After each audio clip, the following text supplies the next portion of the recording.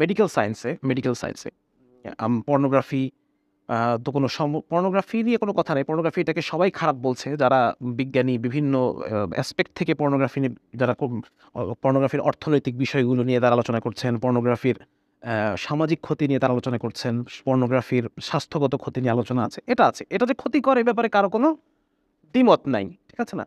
তবে পর্নোগ্রাফির সাথে ঠিক হাত ধরাধরি করে চলে আরেকটা বিষয় আছে, সেটা হচ্ছে মাস্টারবেশন বা হস্তমৈথুন। তো এই হস্তমৈথুনটার ব্যাপারে আবার দেখা যাচ্ছে যে আমাদের সায়েন্টিফিক কমিউনিটি, বিশেষ করে ডাক্তাররা, আমরা এটা নিয়ে একটা অন্যরকম একটা চিন্তা আমাদের মধ্যে আসে যে হস্তমৈথুনটা এটা একটা স্বাভাবিক বিষয়। তো এই স্বাভাবিক বিষয় এটা একটা সময় পর্যন্ত কিন্তু ছিল না। একটা সময় পর্যন্ত হস্তমৈথুনকে স্বাভাবিক বিষয় বলে ধরা হতো না, এবং এটাকে একটা একই সাথে এটাকে একটা একটা পাপ, ২ নম্বর হচ্ছে এটাকে একটা মানসিক সমস্যা মনে করা হতো, এবং ৩ নম্বর হচ্ছে এটাকে একটা শারীরিক সমস্যা মনে করা হতো, এবং বিভিন্ন রোগের একটা কি বলা যায় এটাকে, মানে কারণ মনে করা হতো এই হস্তমৈথুনটাকে। তাহলে এই যে একটা সময় পর্যন্ত সারা ওয়ার্ল্ড এটাকে খারাপ মনে করত, আর এখন এসে খারাপ মনে করছে না, মাঝখানের পয়েন্টটা কোথায়? মাঝখানের যে ট্রানজিশনটা, কিভাবে মানুষ এটাকে খারাপ মনে করত, সায়েন্টিফিক কমিউনিটি এটাকে খারাপ মনে করত, আজকে এসে খারাপ মনে করছে না, মাঝখানের পয়েন্টটা কোথায়? এটা নিয়ে আমি আপনাদের সাথে একটু সামান্য আলোচনা করতে চাই। সেটা হচ্ছে বিশেষ করে ১৮০০ যে শতকটা, ১৯০০ সালের আগে, এই সময়টাতে হস্তমৈথুনটাকে একটা একই সাথে পাপ মনে করা হতো, এবং যেহেতু সেই সময় দেখা যাচ্ছে যে আপনার আ মানে খ্রিস্ট ধর্মের নৈতিকতাগুলো কিছুটা আমাদের মতো। হ্যাঁ? মূল আকিদাগতভাবে তফাৎ থাকলেও, যেমন জিনা করা, সমকামিতা, হস্তমৈথুন এই বিষয়গুলো খ্রিস্ট ধর্মের দৃষ্টিকোণ থেকেও এটা একটা গর্হিত অপরাধ বা কবিরা গুনাহ যেটাকে আমরা বলে থাকি। একটা সময় পর্যন্ত সবাই পলিটিশিয়ান বলেন, তারপর হচ্ছে মা মানে যারা দার্শনিক বলেন, তারা মোটামুটি কম বেশি খ্রিস্টীয় মূল্যবোধগুলো তারা লালন করতেন। বা খ্রিস্টীয় মূল্যবোধ লালন না করলেও দেখা যাচ্ছে সামাজিকভাবে খ্রিস্ট ধর্মের একটা প্রভাব ছিল, যার কারণে তারা সাংস্কৃতিকভাবে এই খ্রিস্টীয় নৈতিকতাগুলোকে তারা লালন করতেন এবং প্রচার করতেন এবং সাপোর্ট করতেন। কিন্তু ১ম ১৮৯৬ সালে, আমি যদি ভুল হয়ে না থাকি, ১৮৯৬ সালে সর্বপ্রথম হ্যাভলক এলিস নামে একজন মনোবিজ্ঞানী, উনি এইটা হস্তমৈথুনটাকে স্বাভাবিক বলে একটা মত দেন যে হস্তমৈথুনটা এটা একটা স্বাভাবিক জিনিস। ১৮৯৭ সালে। এবং সেই সময় এর আগ পর্যন্ত আপনি অনেক বই পাবেন যেখানে হস্তমৈথুনটাকে ওনানিজম বলা হচ্ছে। ওনানিজম, এবং এই ওনানিজমকে আরও অনেক রোগের কারণ হিসেবে সেই সময়কার অ্যা যারা চিকিৎসা শাস্ত্রবিদ, যারা ডাক্তার বলেন, গবেষক বলেন, এরা সবাই এই ওনানিজমটাকে বিভিন্ন অসুখের কারণ হিসেবে তারা শনাক্ত করেছেন। এবং প্রথম ১৮৯৭ সালে মনোবিদ হ্যাভলক এলিস উনি হস্তমৈথুনটার পক্ষে বললেন যে এটা একটা স্বাভাবিক প্রক্রিয়া। আচ্ছা, এবং সেই সময় উনি চ্যালেঞ্জ করলেন ডাক্তারদের যে মনোভাব সেটাকে হ্যাভলক এলিস উনি চ্যালেঞ্জ করলেন। এবং ১৯০৫ সালে হ্যাভলক এলিসের যিনি গুরু, যার নাম আপনারা সবাই জানেন, সিগমুন্ড ফ্রয়েড, হ্যাঁ? উনি এই হস্তমৈথুনটাকে একটা স্বাভাবিক যৌন আচরণ বলে দাবি করলেন, এবং উনিও সেই সময়কার যে ডাক্তার কমিউনিটি এবং গবেষক কমিউনিটি যারা ছিল, তাদের এই আ হস্তমৈথুনকে খারাপ ভাবার প্রবণতাকে উনিও চ্যালেঞ্জ করলেন। ঠিক আছে না? আচ্ছা। এরপরে আমরা দেখতে পাই যে এটা নিয়ে কথা হচ্ছে, এটা নিয়ে তর্ক-বিতর্ক চলছে। কেউ এটাকে পক্ষে বলছেন, কেউ এটার বিপক্ষে বলছেন। এটা চলছে।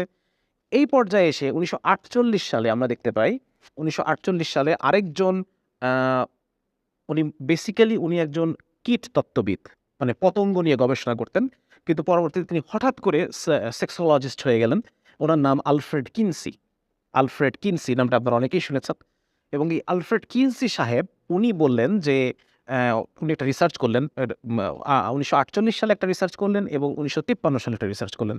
১৯৪৮ সালের রিসার্চটা ছিল পুরুষের উপরে, হ্যাঁ? মানে মেল সেক্সুয়ালিটি, এবং ১৯৫৩ সালের রিসার্চটা ছিল ওটা ফিমেল সেক্সুয়ালিটির উপরে।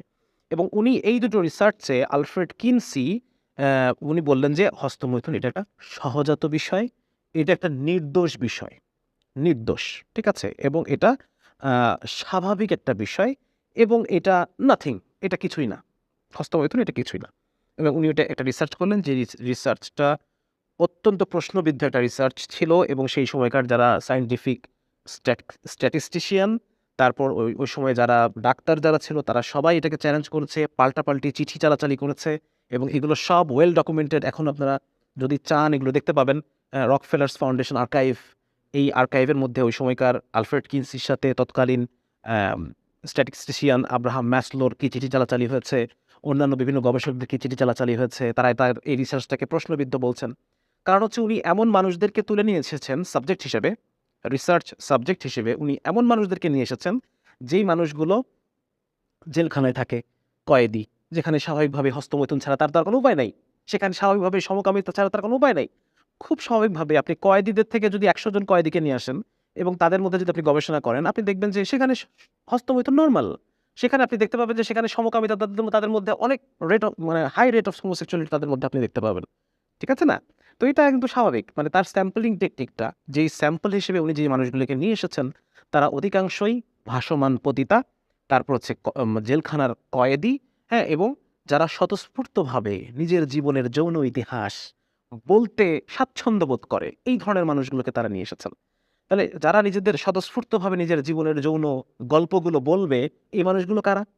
নিশ্চয়ই এই মানুষগুলো স্বাভাবিক মানুষ না। এই মানুষগুলো তারাই যাদের বিভিন্ন অ্যা স্বাভাবিক যৌনতার পাশে হস্তমৈথুনের অভ্যাস রয়েছে, সমকামিতার অভ্যাস রয়েছে, বিবাহ বহির্ভূত যৌন আচরণের অভ্যাস রয়েছে। এই মানুষগুলোই নিজের থেকে এসে বলে। ঠিক আছে? নিজের থেকে এসে আ নিজের যৌনতার কথাগুলো তারা বলে। এবং উনার স্যাম্পলিং টেকনিক ছিল এরকম যে মানুষ ভলান্টিয়ারিং করে এসে ইন্টারভিউ দিয়ে যাবে। তাহলে এই যে দেখেন, এমন মানুষদের উপর উনি গবেষণা করেছেন যে মানুষগুলোর মধ্যে স্বাভাবিকভাবেই হস্তমৈথুন বেশি, এবং গবেষণা করে উনি এই সিদ্ধান্তে উপনীত হলেন যে 98% আমেরিকান হস্তমৈথুন করে। ঠিক আছে না? অথচ দেখেন, বিপুল সংখ্যক মানুষ যারা এগুলো বলতে লজ্জা পায়, এগুলো তারা করে না, এগুলো তাদের লাইফে নাই, সেই মানুষগুলোকে কিন্তু এই স্যাম্পলিং এর মধ্যে সেই মানুষগুলোর পরিমাণ এমনিতেই কম। ঠিক আছে না? তো এই যে এটা নিয়ে ওই সময় অনেক কথা হয়েছে, কিন্তু উনি এটা থেকে এক চুলও উনি এই সিদ্ধান্ত থেকে সরেন নাই। শুধু তাই না, ১৯৪৮ এবং ১৯৫৩ সালে এই দুটো রিসার্চের পর এটা নিয়ে আরো কথা হচ্ছে।